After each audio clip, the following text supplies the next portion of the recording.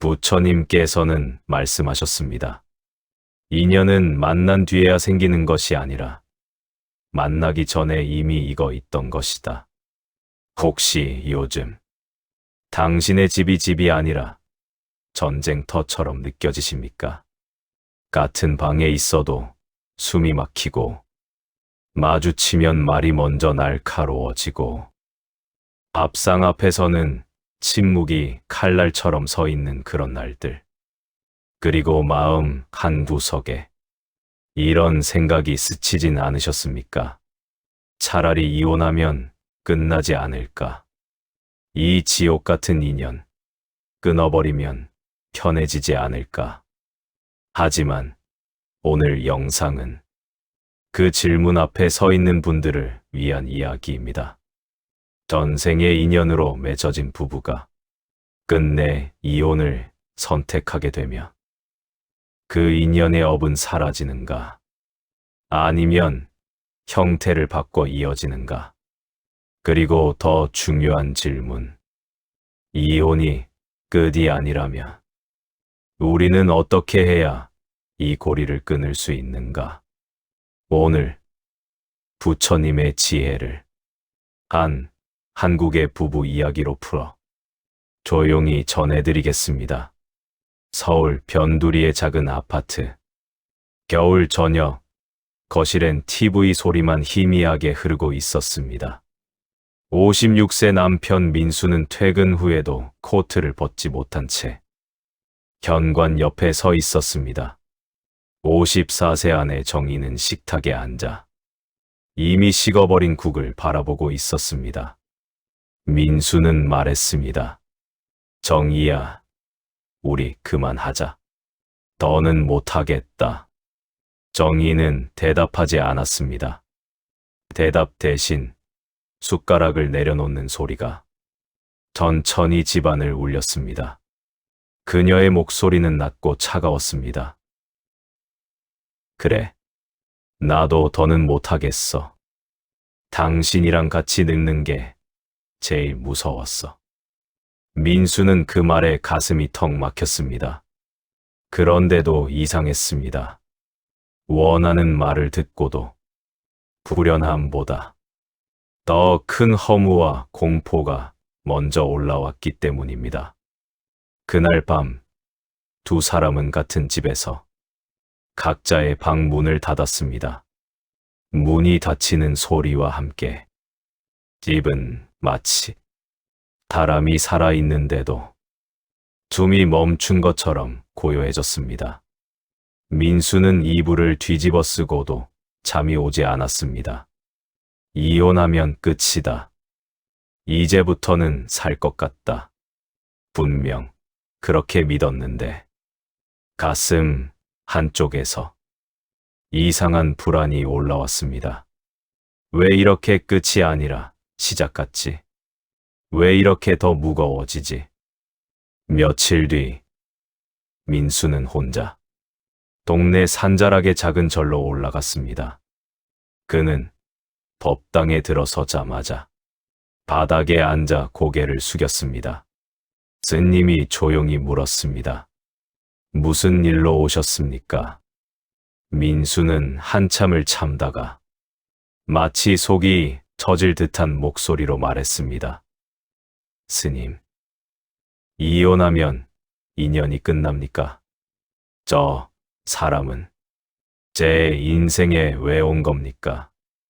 함께 살수록 미워지고 말 한마디에도 서로를 찢어놓고 이제는 얼굴만 봐도 숨이 막힙니다. 정말로 이혼만 하면 끝나는 겁니까? 스님은 잠시 침묵했습니다. 그리고 법당 한쪽의 노인 등불을 바라보며 말했습니다. 민수님, 끝나는 이혼도 있고 형태를 바꾸어 이어지는 이혼도 있습니다. 민수는 고개를 들었습니다. 형태를 바꾼다니요? 스님은 아주 천천히 그러나 분명한 목소리로 말했습니다. 부부 인연은 현생에서 우연히 만들어진 것이 아닐 수 있습니다. 특히 서로에게 상처가 깊을수록 그 인연은 끊기 어려운 빛처럼 남아 다른 모습으로 다시 이어지기도 합니다. 민수의 얼굴이 굳었습니다. 그는 갑자기 두려워졌습니다. 그럼 이혼하면 더 나빠집니까? 스님은 고개를 저었습니다. 이혼이 문제인 게 아닙니다. 미움으로 끝내는 이혼이 문제입니다.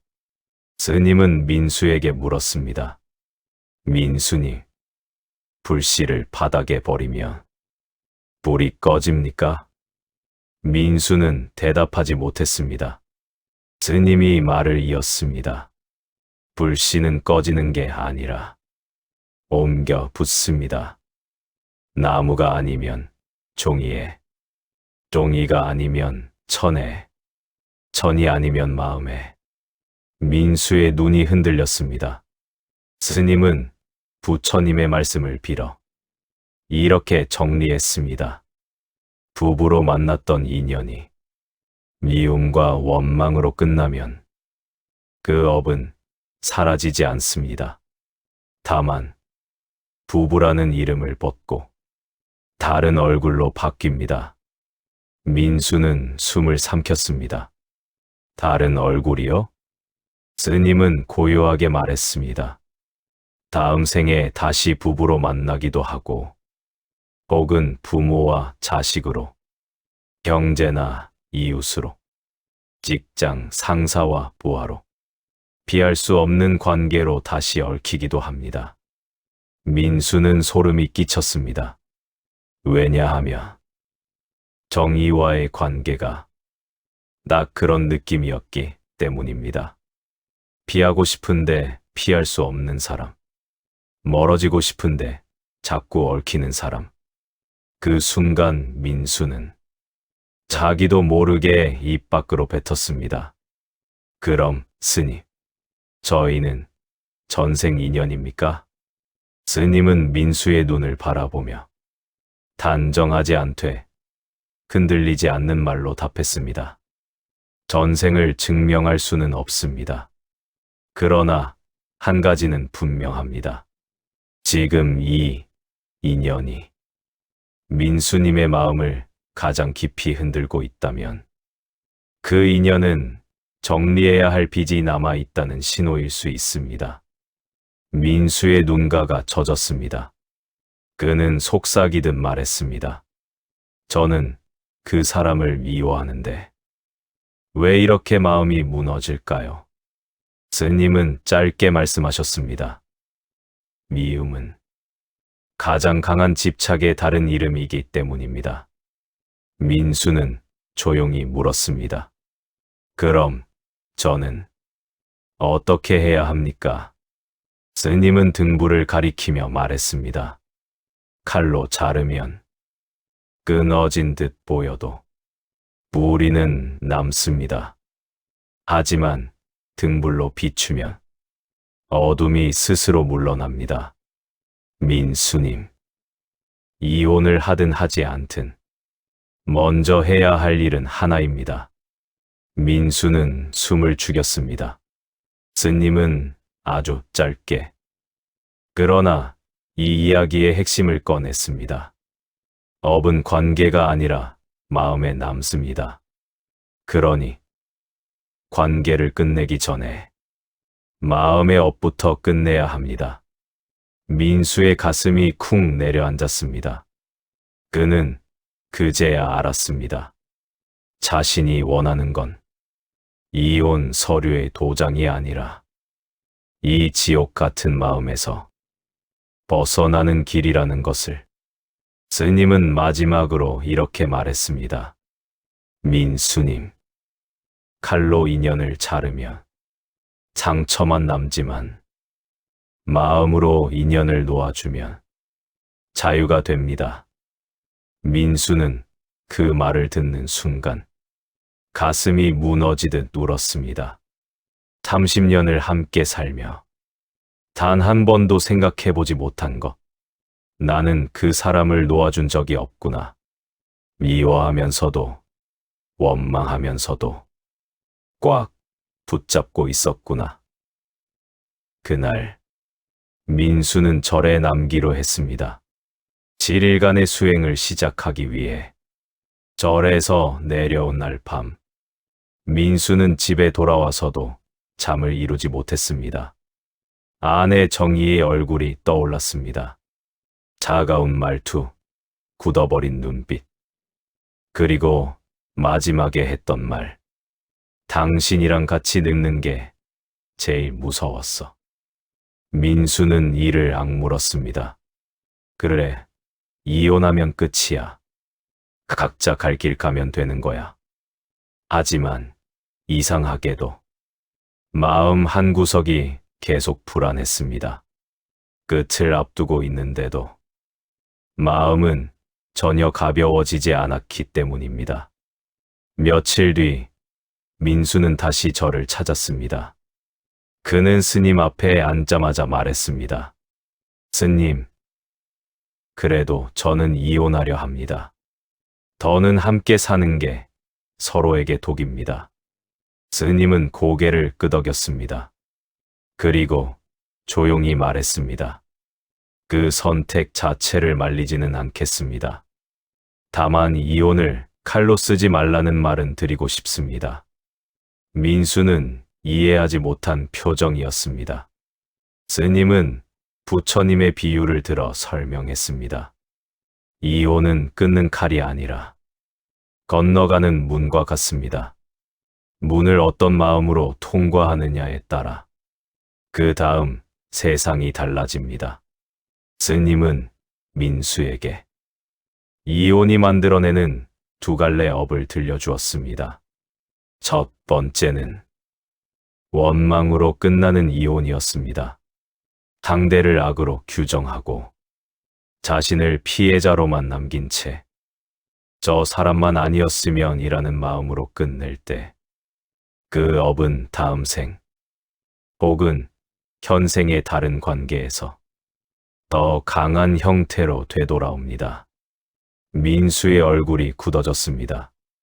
그때 그 인연은 부부가 아니라 부모와 자식 혹은 평생 얽히는 관계로 나타나 더 깊은 고통을 줍니다. 그리고 두 번째 길, 참회로 정리하는 이혼입니다. 이혼을 하되 내가 준 상처와 내가 외면한 마음을 먼저 바라보고 내려놓는 길이지요. 스님은 단호하게 덧붙였습니다. 이 경우 인연은 다음 생으로 이어지지 않습니다. 민수는 한참 말이 없었습니다. 그는 조용히 물었습니다. 스님, 저는 그 사람을 끊고 싶은 게 아니라 이 고통을 끝내고 싶은 겁니다. 스님은 고개를 끄덕였습니다. 바로 그 깨달음이 업이 풀리기 시작했다는 증거입니다. 그리고 스님은 말했습니다.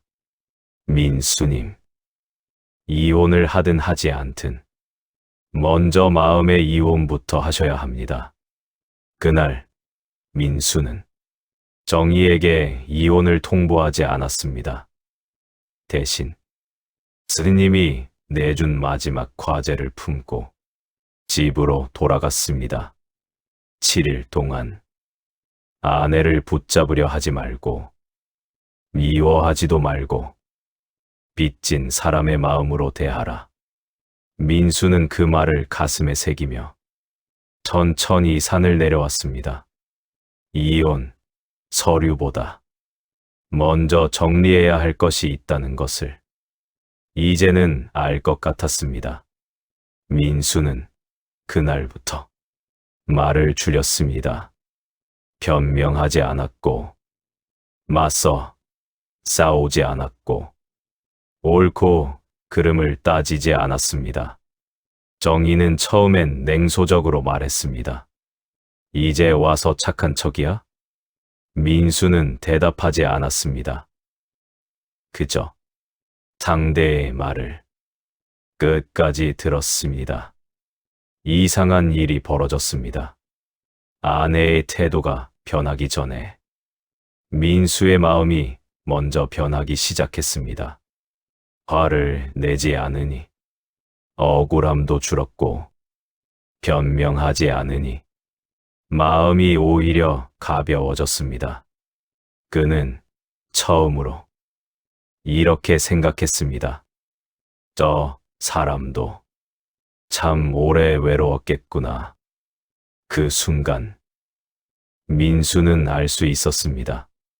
업이란 상대가 아니라 내 마음에서 먼저 풀린다는 것을. 7일째 되는 날 밤, 정희가 먼저 입을 열었습니다. 민수 씨, 우리 이혼 얘기 다시 한 번만 생각해 볼 수 있을까요? 민수는 잠시 침묵했습니다. 그리고 아주 조용히 말했습니다. 이혼을 해도 좋습니다. 하지만 미움으로는 끝내고 싶지 않습니다. 정희의 눈이 흔들렸습니다. 그날 밤 두 사람은 서로를 설득하지도 붙잡지도 않았습니다. 그저 서로에게 했던 상처를 처음으로 인정했습니다. 며칠 후 민수는 혼자 다시 저를 찾았습니다. 스님은 그를 보며 미소 지었습니다. 업은 끝났습니까? 민수는 고개를 숙였습니다. 네. 관계가 어떻게 되든 제 마음의 업은 이제 내려놓았습니다. 스님은 부처님의 말씀으로 이 이야기를 마무리했습니다. 기억하라. 부부의 인연은 결혼으로 시작되지만 업의 끝은 결혼도 이혼도 아니다. 원망으로 끝내면 인연은 형태를 바꾸어 이어지고 참회로 끝내면 인연은 거기서 놓인다. 그러니 사람을 끊으려 하지 말고 미움을 먼저 놓아라. 민수는 깊이 고개를 숙였습니다. 30년 만에 처음으로 그의 가슴이 진짜 가벼워졌습니다. 이혼은 서류에 도장을 찍는 순간 끝나는 것 같지만 사실은 그때부터 시간이 다시 흐르기 시작합니다. 민수와 정희는 결국 이혼을 선택했습니다. 하지만 그 선택은 분노도 원망도 아니 조용한 합의 속에서 이루어졌습니다. 서로를 미워하지는 말자. 적어도 원수로는 남지 말자. 이 말이 두 사람 사이에 남은 마지막 약속이었습니다. 집을 정리하던 날, 정희는 마지막으로 거실을 천천히 둘러보았습니다. 수십 년을 살았던 공간. 웃음보다 침묵이 많았고 사랑보다 상처가 많았던 곳. 그런데 이상하게도 눈물이 나지 않았습니다. 그녀의 마음은 이미 오래전부터 이별을 준비하고 있었기 때문입니다. 민수 또한 집을 나서며 뒤돌아보지 않았습니다. 도망치듯 나오는 발걸음이 아니라 안생을 내려놓는 느린 걸음이었습니다. 이혼 후 몇 달이 흘렀습니다. 민수는 혼자가 되었고 정희도 혼자가 되었습니다. 하지만 두 사람 모두 예상했던 것과는 다른 상태에 놓여 있었습니다. 민수는 혼자가 되었음에도 마음이 덜 외로웠고 정희는 누군가와 함께 있지 않아도 숨이 막히지 않았습니다. 어느 날 민수는 다시 그 절을 찾았습니다. 스님은 민수를 보자 조용히 물었습니다. 이혼 후 마음은 어떻습니까? 민수는 잠시 생각하다가 이렇게 대답했습니다. 고통이 없어졌다고는 말하지 못하겠습니다. 하지만 예전처럼 원망이 마음을 붙잡지는 않습니다. 스님은 고개를 끄덕였습니다. 그렇다면 업은 사라진 것이 아니라 가벼워진 것입니다. 민수는 그 말의 뜻을 천천히 곱씹었습니다. 스님은 민수에게 이야기 하나를 더 들려주었습니다. 민수님, 같은 절에 자주 오던 다른 부부가 있었습니다. 그 부부도 이혼을 선택했지요. 하지만 그들은 끝까지 서로를 가해자와 피해자로 나눴습니다. 민수는 조용히 물었습니다. 그 후 어떻게 되었습니까? 스님은 천천히 말했습니다. 그 후로도 두 사람은 각자의 길을 걸었지만 밤마다 옛 말들이 떠올랐고 새로운 만남 앞에서도 마음 한구석이 무거웠으며 행복해지려 할 때마다 과거가 발목을 잡았습니다. 관계는 끝났지만 마음속 업은 여전히 살아 숨쉬고 있었던 것입니다. 민수는 소름이 돋았습니다. 그것이 바로 자신이 두려워했던 미래였기 때문입니다. 스님은 조용히 덧붙였습니다. 형태만 바뀌었을 뿐, 업은 그대로였습니다. 민수는 그제야 분명히 알았습니다. 이혼은 인연을 끝내는 선택이 아니라 업을 정리할 기회를 마지막으로 주는 선택이라는 것을. 스님은 민수에게 조용히 말했습니다. 민수님, 모든 이혼 부부가 방금 말씀드린 그들처럼 살아가지는 않습니다.